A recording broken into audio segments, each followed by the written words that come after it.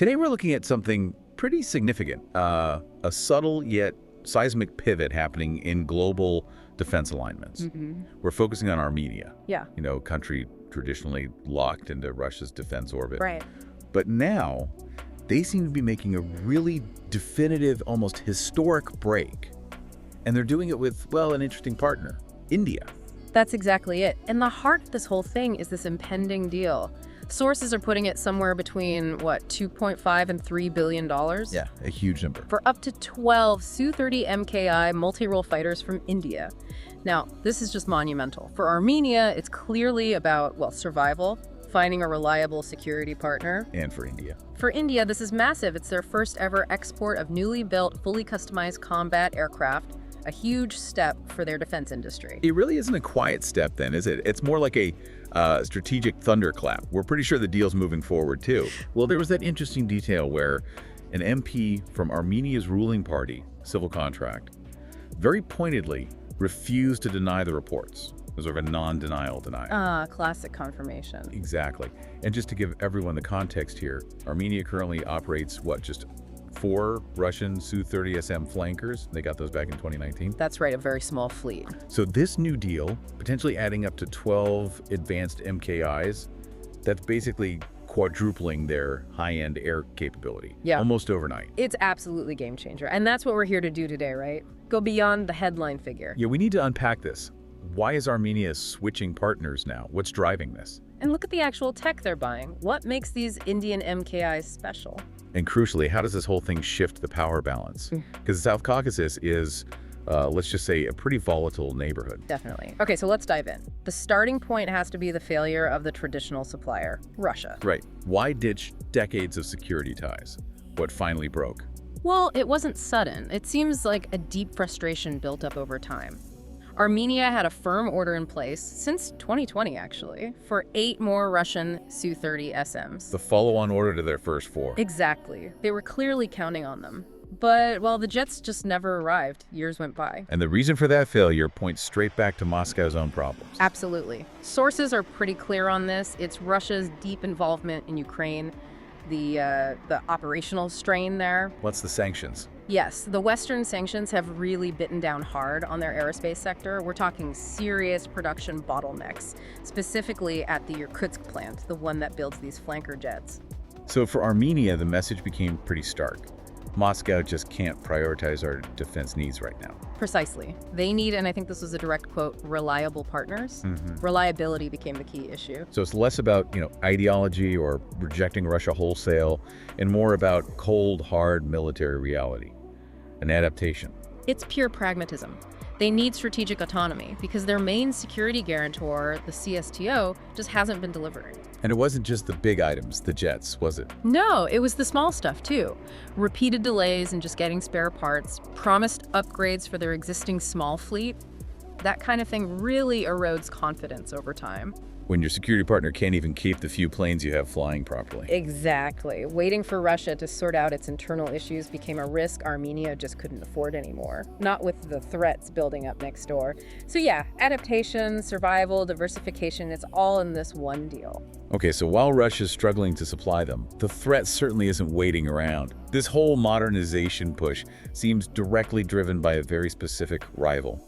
Azerbaijan. Oh, absolutely. The wake-up call was brutal back in the 2020 Nagorno-Karabakh conflict. That war just laid bare Armenia's weaknesses in the air. I remember seeing the footage. It was devastating. Azerbaijan used those Turkish Bayraktar TB2 drones and Israeli precision weapons incredibly effectively.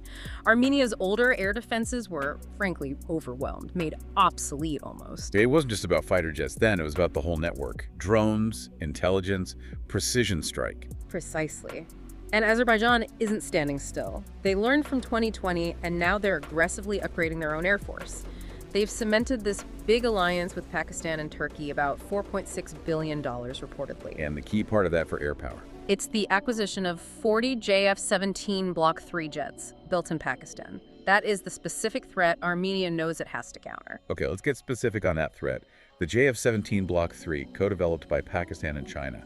What makes it such a challenge for Armenia? Well, the Block 3 is a serious piece of kit. It's built for modern air combat. Key feature number 1, an AESA radar. Active electronically scanned array. Which means? It means much better target tracking, much harder to jam, and it can handle multiple targets at once. A huge leap over older radar types. But the real game changer is the weapon it carries. The missile. Yes, the PL-15. It's an advanced, long-range, beyond visual range air-to-air missile. BVR capability. That's what really worries Yerevan. So with 40 of these jets, Azerbaijan gets a serious long-range punch. They could potentially strike or intercept Armenian aircraft from a long way off. That's the tactical problem. Armenia needs something that can, at minimum, match that reach. Ideally, outrange it and outsmart it. Which brings us back to the Indian Su-30MKI.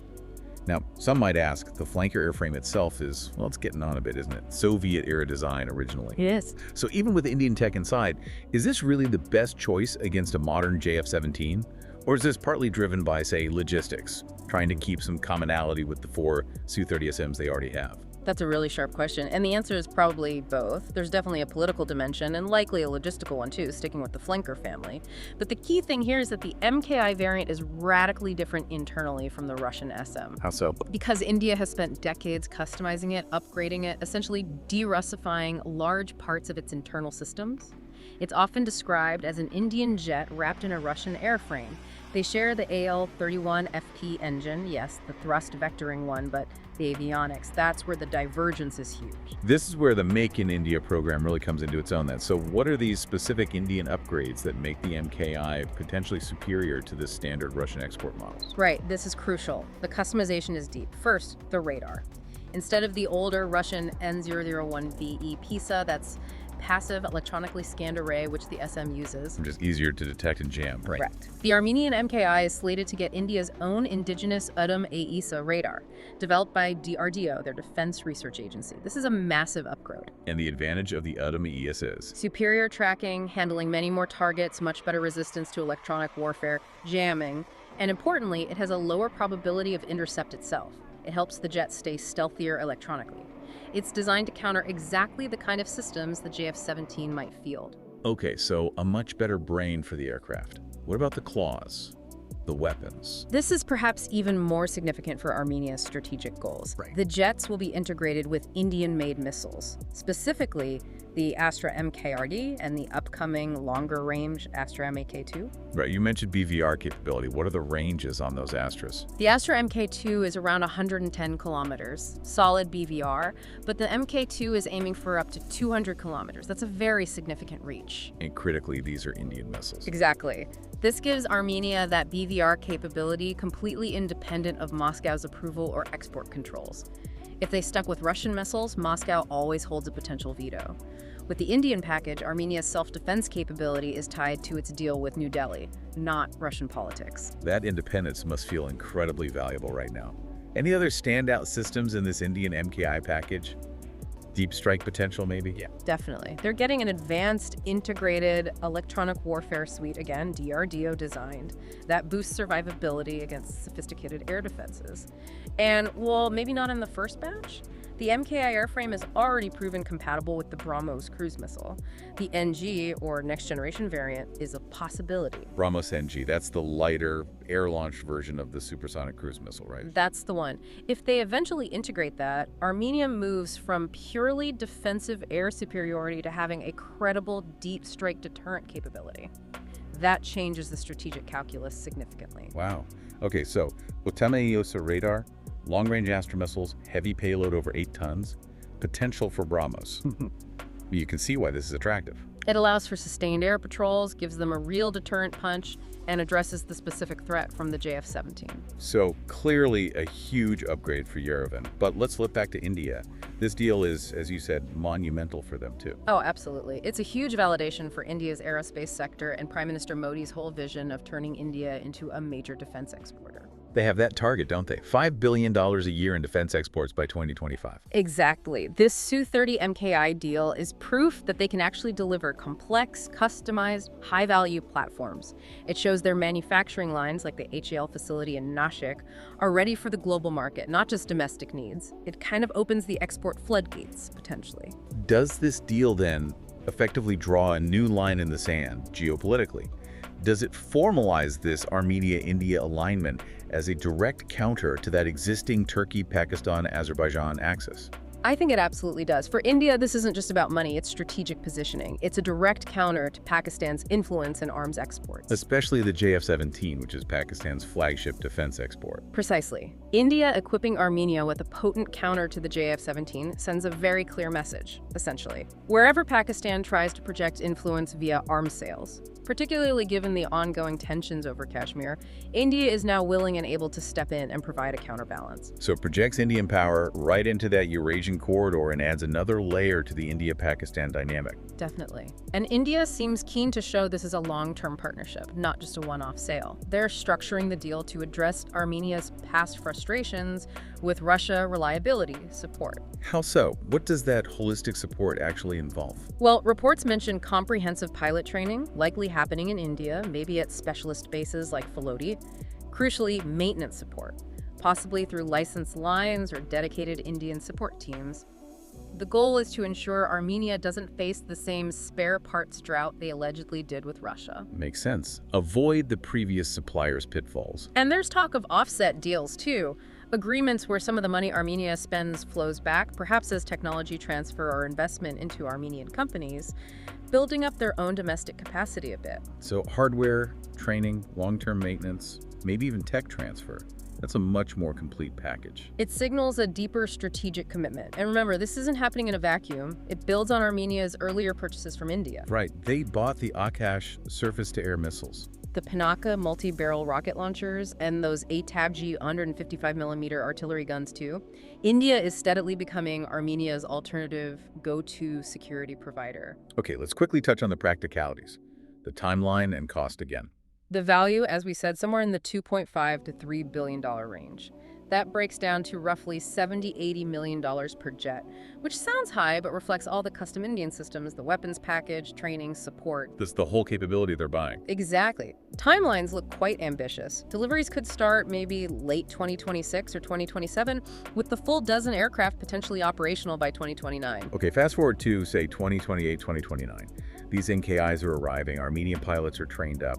What's the immediate military impact in the region? How does Baku react? The biggest immediate impact is that the MKI's BVR capability, especially if they get the 200-kilometer Astra MK sector, fundamentally changes Azerbaijan's calculations. Their JF-17s, even with the capable PL-15 missile, lose their previously assumed long-range advantage.